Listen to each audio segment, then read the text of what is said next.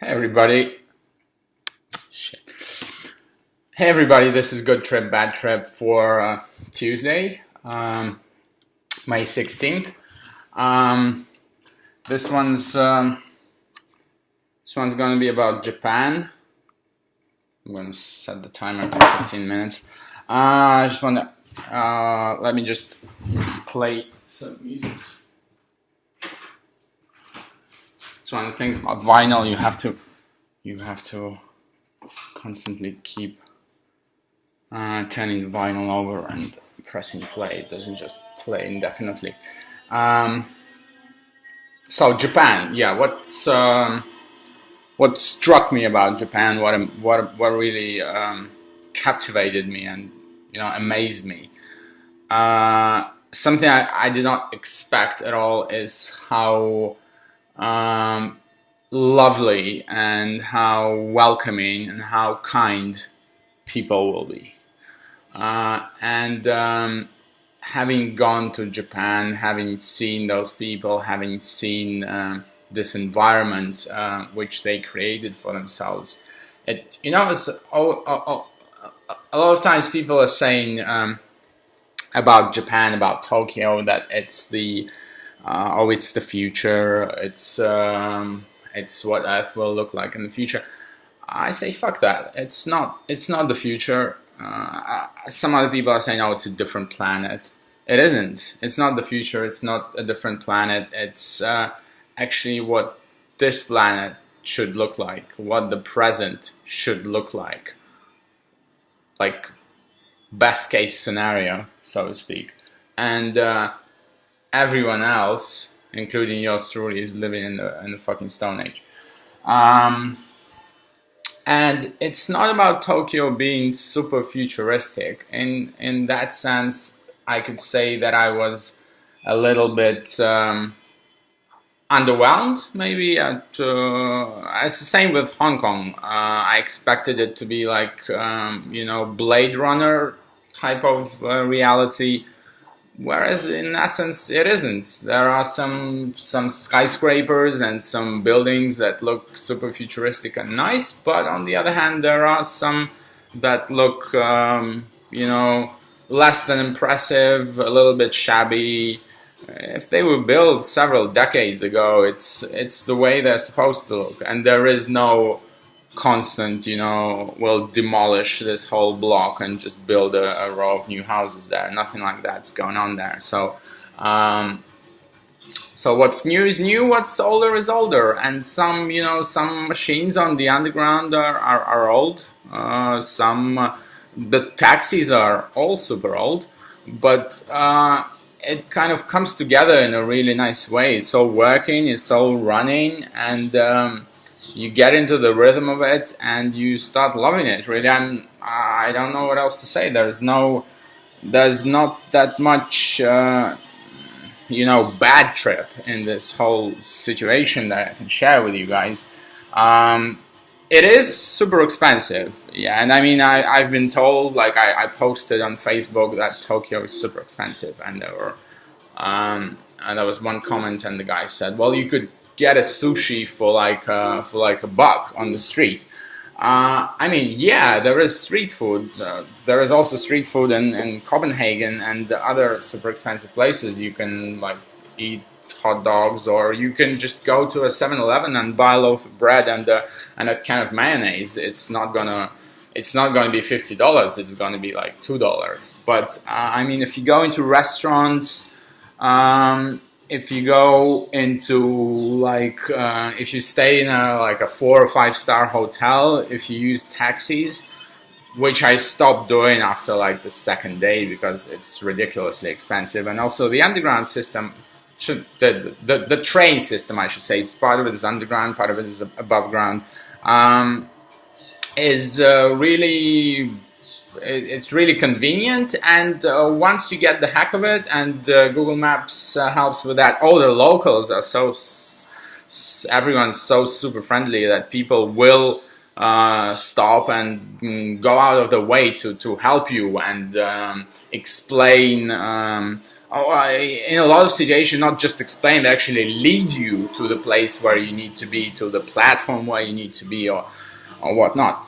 And some people won't speak English. Yeah, you should be ready for that. Some people won't speak English, but they will try their best to get through to you. But a lot of people do speak English, at some level at least, and it's also really amazing because Japanese language seems very hard, and it's very, very different from English and all European languages and Russian and all that. It's just a completely. It's like this language that the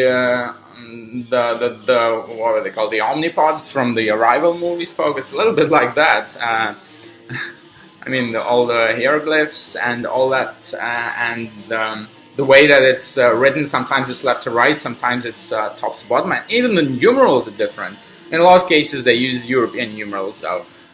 So they are going out of their way to actually be helpful and understood and polite. And yeah, I'm just looking at my notes here.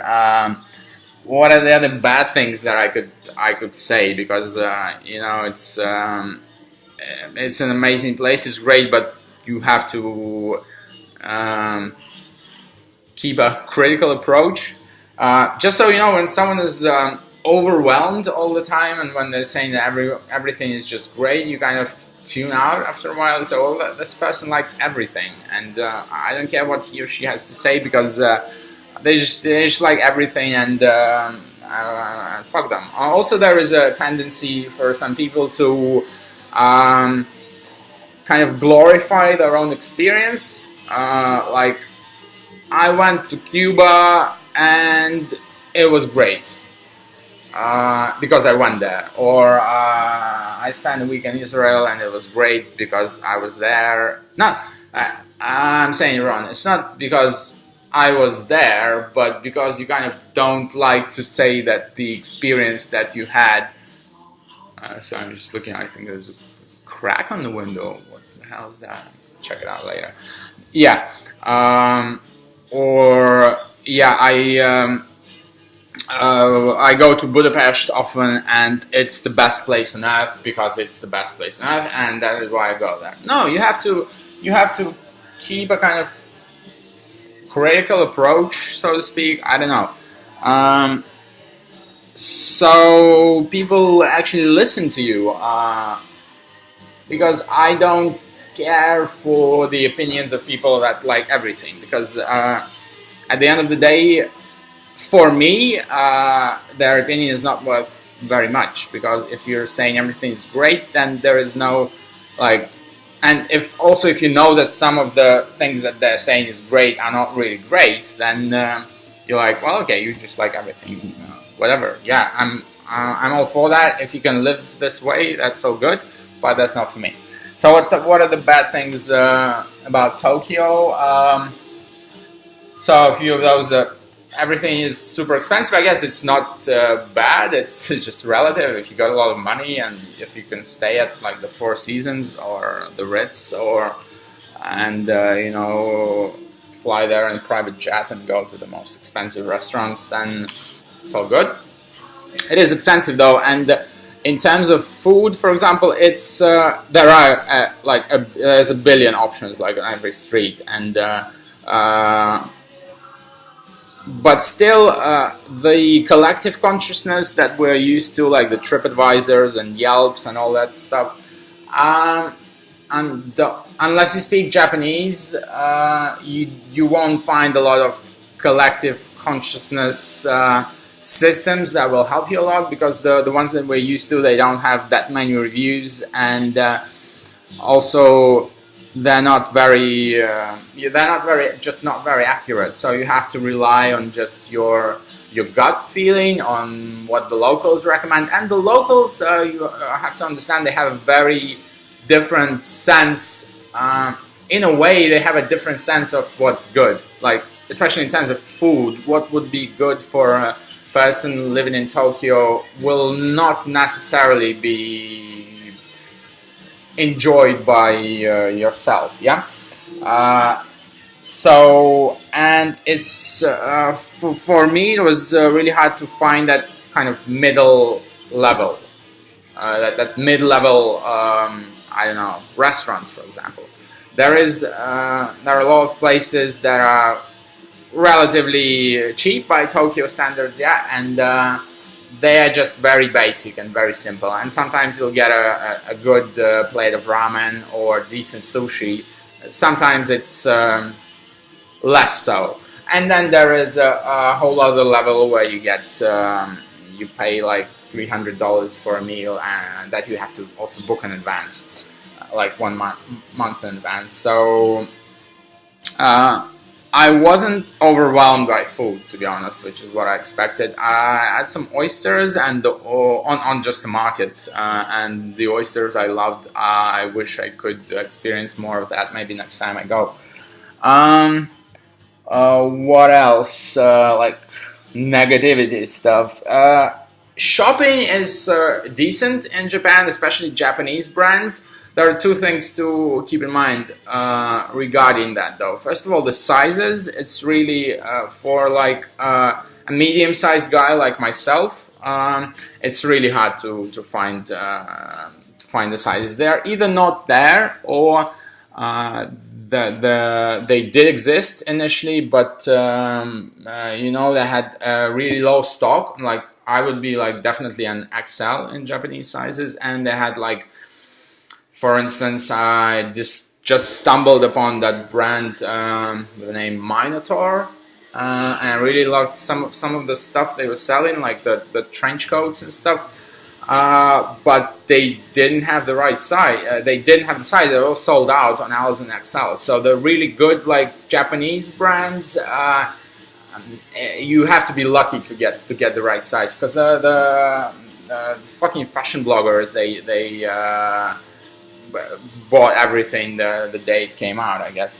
And yeah, the sizes. And the second thing is the tax refund situation is very peculiar, to put it mildly, in Japan. So what they do is, keep that in mind if you're gonna go to Japan. I don't know.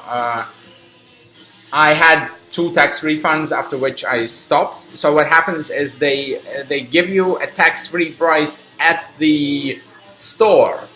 So if it's like a t-shirt costs $100, for instance, and the price on price tag it's $100. If you're tax-free, you pay $100. If you're not tax-free, so if you're like a local or like a residence permit in Japan, then you pay a tax which is I guess around 10%. So you pay like 110.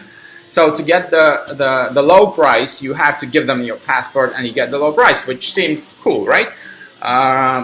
But the only thing is that what they do, and they do it all the time, but I only tested it on myself twice because I only have so many pages in the passport, is what they do is they take the receipt and they staple it in the passport. Staple. So even when, and you can take it out when you leave Japan. So even when you take it out, even if you do it really, really, neatly, you'll still have 2 holes left on the page. So I guess give it a miss unless you're not planning to use your passport in the future, or I don't know what's going to happen to those 2 pages which are stapled and which have holes in them. We'll see if some other country puts a visa in there or not, but yeah, we'll have to see about that. Another thing which I could criticize maybe a little bit, I'm just trying to find some stuff here to moan about, and it says sell the mobile Wi-Fi and just the Wi-Fi in general in hotels, even in really good hotels. Internet connection is quite crappy, to be honest. Mostly everywhere. I guess there are like, I don't know, maybe internet clubs or whatever, like we had like 10 years ago here. So in this case, for some reason, they don't seem to be that advanced, but maybe also that's in the culture. Don't be in your phone all the time. Don't be like at work, you have internet, you were there for like, I don't know, 8 hours, and then get the fuck out and just have a drink and enjoy yourself. I don't know, but yeah, don't expect good Wi-Fi everywhere in Japan. That's for sure. Yeah, I guess I ran out of the bad things to say. Yeah, it's really surprising. Everyone's wearing those masks, like in the streets in Tokyo, even Kyoto.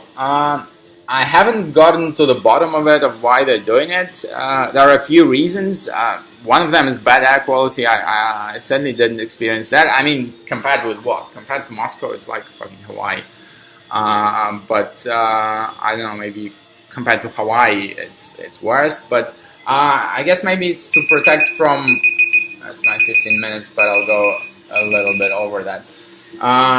To protect from the infection, because there are so many people that you come across throughout the day that it's really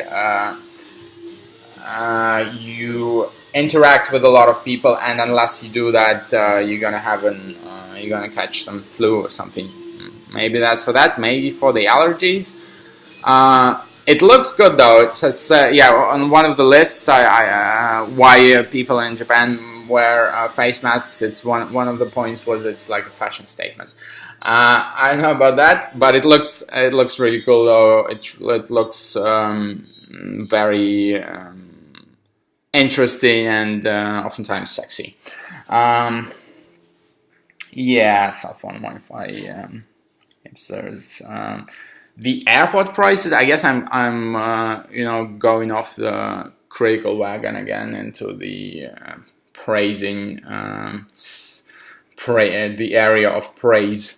The airport prices, Narita Airport, which is basically like 1.5 to 2 hour drive from the center of Tokyo, and hang on a second, I'll just turn this one.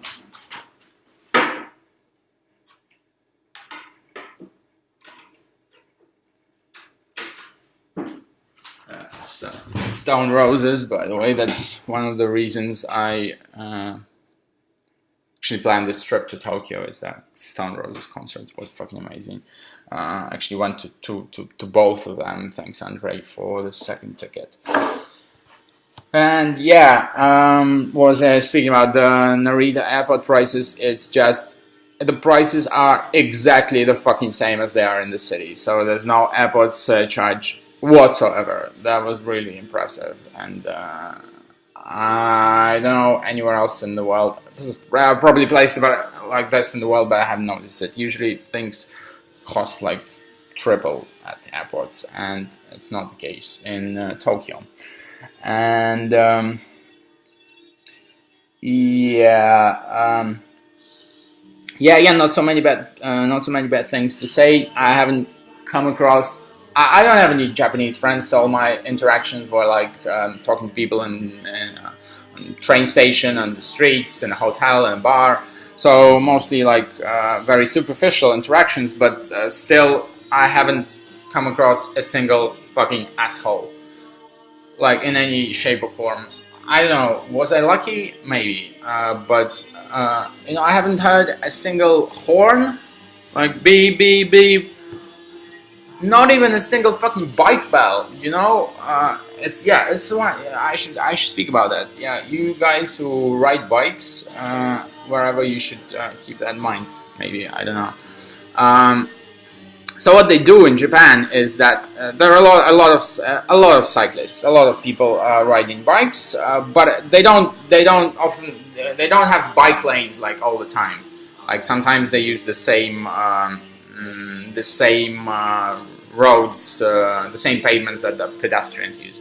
And when a Japanese person is behind you on his bike and he cannot pass you because the road is narrow, because there are lots of people or whatever, he will just be going behind you at your pace until there is a chance for him to pass you. Whenever you hear a bike bell, ding, ding, ding, ding, ding, I'm coming, give way, you can be absolutely fucking sure it's a white person. it's gonna be like an American or like a French guy or a Spanish guy or whatever. I had that a couple of times in Kyoto. It's like, bike belt, what the fuck? Hey, okay, they're tourists. Yeah, so I mean, this is really in their blood, I guess. Just the respect for other human beings. I know, is it in the culture? Is it in the Buddhism? What is this about? But just they just begin from a place of respect. And maybe then, if you are a super asshole, then they take it down a notch. I don't know. I didn't go that far because, like I said, all my interactions were superficial. But I'll take that any day. Also, I heard a lot about Japanese being xenophobic, that they don't like foreigners, that they're like racist or whatnot. I don't know how it is supposed to show, to be honest, but yeah, I haven't really witnessed that. And if that's xenophobia, I'll take that kind of xenophobia any day. Yeah, and yeah, probably the last thing is, again, a good thing. It's just you notice everywhere, it's just the joy of life in people. You know, there's no other way of putting it. It's the joy of life. It's people enjoying being where they are and doing what they are doing. Even if what they are doing is like something like, I don't know, directing traffic or like hurling large suitcases onto a bus, they seem to be genuinely happy. And that's the way it should be, I guess. So, yeah, so we should take a page out of their book, by all means, every single fucking one of us. And yeah, this was a good trip, bad trip. A little over 21 minutes, and yeah, May 16th, 2017, Good Trip, Bad Trip, Andre K, sign out.